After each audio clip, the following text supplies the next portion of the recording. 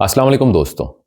تاریخ عالم میں چند ہی حکمران ایسے گزرے ہیں جنہوں نے طاقت، انصاف، تہذیب اور علم کو ایک ہی شخصیت میں جمع کر دیا ہو۔ سلطان سلیمان انہی نادر کرداروں میں سے ایک تھے۔ مغربی دنیا میں انہیں سلیمان دی میگنیفیشنٹ یعنی عظیم سلیمان کے نام سے جانا جاتا ہے، جبکہ اسلامی دنیا میں وہ قانونی کہلائے کیونکہ انہوں نے قانون کو محض تحریر نہیں بلکہ عملی انصاف کی شکل دی۔ ان کے دور حکومت میں عثمانی سلطنت محض ایک ریاست نہیں بلکہ ایک عالمی طاقت، تہذیبی مرکز اور عدل کی علامت بن چکی تھی۔ یہ وہ زمانہ تھا جب یورپ لرزتا تھا، بحیرہ روم عثمانی بحری بیڑوں کے زیر سایہ تھا اور ایشیا، افریقہ اور یورپ تینوں براعظم ایک ہی تاج کے زیر اثر تھے۔ سلطان سلیمان 6 نومبر 1494 کو پیدا ہوئے۔ وہ سلطان سلیم اول کے فرزند تھے جنہیں تاریخ یاوس سلیم کے نام سے جانتی ہے۔ ایک سخت گیر مگر عظیم فاتح، سلیمان کی تربیت عام شہزادوں جیسی نہیں تھی۔ انہیں بچپن ہی سے یہ سکھایا گیا کہ سلطنت تلوار سے نہیں عدل سے چلتی ہے۔ قرآن، حدیث، فقہ، تاریخ، فلسفہ، ریاضی، سیاست اور عسکری علوم سب ان کے نصاب کا حصہ تھے۔ ان کی شخصیت میں بچپن ہی سے سنجیدگی، تحمل اور غور و فکر نمایاں تھا۔ وہ خاموشی سے سنتے، گہرائی سے سوچتے اور پھر فیصلہ کرتے۔ یہی عادت آگے چل کر ان کی سب سے بڑی طاقت بن گئی۔ نوجوانی میں ہی سلطان سلیمان کو مختلف صوبوں کی گورنری دی گئی تاکہ وہ حکمرانی کو کتابوں سے نہیں بلکہ میدان عمل سے سیکھیں۔ منیسا جیسے اہم صوبے میں ان کی گورنری نے ان کے انتظامی جوہر کھول کر رکھ دیے۔ وہ رعایا کے مسائل سنتے، افسران کا محاسبہ کرتے اور انصاف میں کسی دباؤ کو خاطر میں نہیں لاتے۔ یہی وہ دور تھا جب سلیمان نے جان لیا کہ سلطنت کی اصل بنیاد عوام کا اعتماد ہوتا ہے، نہ کہ محل کی چمک۔ انہوں نے دیکھا کہ اگر قانون کمزور ہو جائے تو طاقت ظلم میں بدل جاتی ہے، اور یہی شعور آگے چل کر انہیں قانونی بناتا ہے۔ 1520 میں سلطان سلیم اول کی وفات کے بعد صرف 26 برس کی عمر میں سلیمان تخت عثمانیہ پر بیٹھے۔ یورپ نے سمجھا کہ ایک نوجوان سلطان سلطنت کو کمزور کر دے گا، مگر یہ ان کی سب سے بڑی غلط فہمی تھی۔ تخت نشینی کے فوراً بعد سلیمان نے واضح پیغام دیا کہ عثمانی سلطنت اب محض فتوحات کی نہیں بلکہ نظم، قانون اور استحکام کی راہ پر چلے گی۔ انہوں نے بدعنوان اہلکاروں کو ہٹایا، مظلوموں کو انصاف دیا اور دربار کو خوف کے بجائے قانون کے تابع کر دیا۔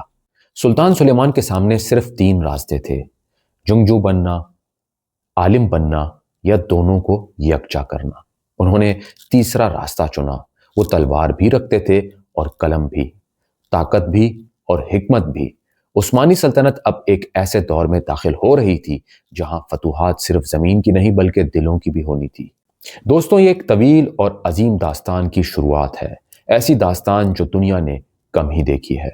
سلطان سلیمان کے تخت پر بیٹھتے ہی یہ واضح ہو گیا تھا کہ عثمانی سلطنت اب دفاعی نہیں بلکہ فیصلہ کن دور میں داخل ہو چکی ہے۔ یورپ کی ریاستیں اندرونی اختلافات کا شکار تھی، مگر سب کو ایک ہی خوف لاحق تھا: عثمانی طاقت۔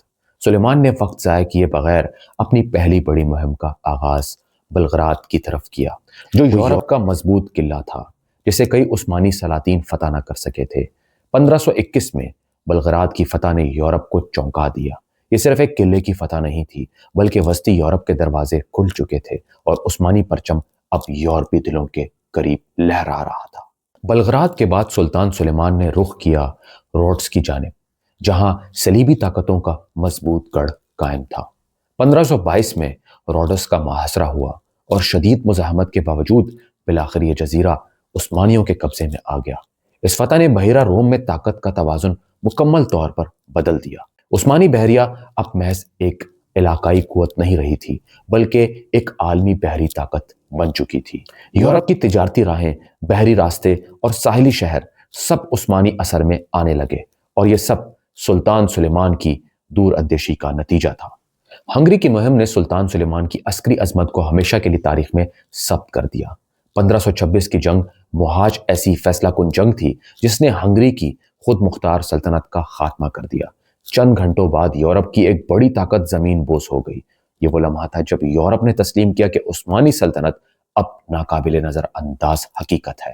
موہاج کے بعد وسطی یورپ میں عثمانیوں کا اثر اتنا مضبوط ہو چکا تھا کہ یورپی درباروں میں ہر فیصلہ استنبول کو سامنے رکھ کر کیا جانے لگا۔ ویانا کا محاصرہ سلطان سلیمان کی فتوحات کا سب سے علامتی باب ہے۔ اگرچہ 1529 میں ویانا مکمل فتح نہ ہو سکا، مگر یہ محاصرہ ہی یورپ کے لیے ایک نفسیاتی زلزلہ تھا۔ عثمانی فوجیں یورپ کے دل تک پہنچ چکی تھی اور یہ پیغام واضح تھا کہ عثمانی سلطنت کو اب صرف ایشیا یا مشرق تک محدود سمجھنا ایک سنگین غلطی ہوگی۔ ویانا کے دروازوں پر کھڑا عثمانی لشکر دراصل پوری یورپی تہذیب کو چیلنج دے رہا تھا۔ سلطان سلیمان کی عظمت صرف خشکی تک محدود نہ تھی۔ بحیرہ روم میں عثمانی بحریہ خیر الدین باربروسا جیسے عظیم سپہ سالار کی قیادت میں یورپی بحری طاقتوں کے لیے ایک ڈراؤنا خواب بن چکی تھی۔ شمالی افریقہ سے لے کر مشرقی بحیرہ روم تک عثمانی پرچم لہرا رہا تھا۔ تجارت، سیاست اور جنگ، ہر میدان میں عثمانی سلطنت عالمی سطح پر چھا چکی تھی۔ یہ وہ دور تھا جب عثمانی سلطنت کو دنیا کی سب سے طاقتور ریاست تسلیم کیا جاتا تھا، اور اس عظمت کے مرکز میں سلطان سلیمان قانونی کی شخصیت کھڑی تھی۔ سلطان سلیمان کی اصل پہچان محض فتوحات نہیں بلکہ وہ قوانین تھے جنہوں نے ایک وسیع و عریض سلطنت کو نظم و ضبط میں باندھ دیا۔ اسی وجہ سے تاریخ نے انہیں قانونی کا لقب دیا۔ انہوں نے ایسے قوانین مرتب کیے جو فوج، خزانہ، عدلیہ اور عوام سب پر یکساں لاگو ہوتے تھے۔ رشوت، ظلم اور اقربا پروری کے خلاف سخت اقدامات کیے گئے۔ قاضی اور حکام جانتے تھے کہ سلطان کی نظر سے کوئی چیز پوشیدہ نہیں۔ سلیمان کا نظریہ سادہ مگر طاقتور تھا۔ اگر قانون کمزور ہو جائے تو سلطنت مضبوط نہیں رہ سکتی۔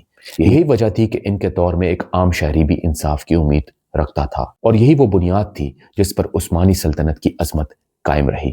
سلطان سلیمان علم، ادب اور تہذیب کے بھی عظیم سرپرست تھے۔ ان کے دور میں فن تعمیر نے کمال کی بلندیوں کو چھوا، اور معمار سنان جیسے نابغہ روزگار نے ایسی مساجد، پل اور عمارتیں تعمیر کی جو آج بھی عظمت عثمانیہ کی گواہی دیتی ہیں۔ خود سلطان سلیمان شاعر تھے اور محبی کے کلمی نام سے شاعری کرتے تھے۔ ان کی شاعری میں طاقت کے ساتھ ساتھ درد، محبت اور فکری گہرائی جھلکتی ہے۔ یہ وہ سلطان تھا جو تلوار کے ساتھ قلم کو بھی عزت دیتا تھا، اور یہی توازن انہیں تاریخ کے دوسرے حکمرانوں سے ممتاز کرتا ہے۔ سلطان سلیمان کی ذاتی زندگی، خصوصاً خرم سلطان کے ساتھ تعلق، عثمانی تاریخ کا سب سے پیچیدہ اور متنازع باب ہے۔ خرم سلطان محض ایک ملکہ نہیں تھی بلکہ دربار کی سیاست میں ایک طاقتور کردار بن گئی۔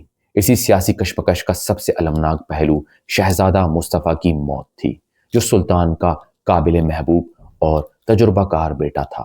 اس واقعے نے سلطان سلیمان کے دل پر ایسا زخم چھوڑا جو آخر تک نہ بھر سکا۔ یہ لمحہ یاد دلاتا ہے کہ اقتدار کے ایوانوں میں فیصلے ہمیشہ تلوار سے نہیں، بعض اوقات خوف اور سازش سے بھی ہوتے ہیں۔ زندگی کے آخری برسوں میں بھی سلطان سلیمان میدان جنگ سے دور نہ ہوئے۔ 1566 میں ضعیف العمری کے باوجود وہ ایک اور مہم پر نکلے۔ یہی مہم ان کی آخری ثابت ہوئی۔ محاذ پر ہی ان کا انتقال ہوا، مگر ان کی وفات کو فوج سے پوشیدہ رکھا گیا تاکہ لشکر کے حوصلے پست نہ ہوں۔ ایک ایسے سلطان کا اختتام میدان جنگ میں ہوا جو پوری زندگی اقتدار، قانون اور ذمہ داری کا بوجھ اٹھائے رہا۔ یہ منظر خود ایک علامت تھا کہ سلیمان نے سلطنت کو صرف تخت سے نہیں بلکہ عمل سے چلایا۔ سلطان سلیمان قانونی کی میراث آج بھی زندہ ہے۔ وہ تاریخ میں اس حکمران کی حیثیت سے یاد کیے جاتے ہیں جس نے طاقت کو قانون کے تابع کیا، فتوحات کو تہذیب سے جوڑا اور سلطنت کو عدل کی بنیاد پر کھڑا کیا۔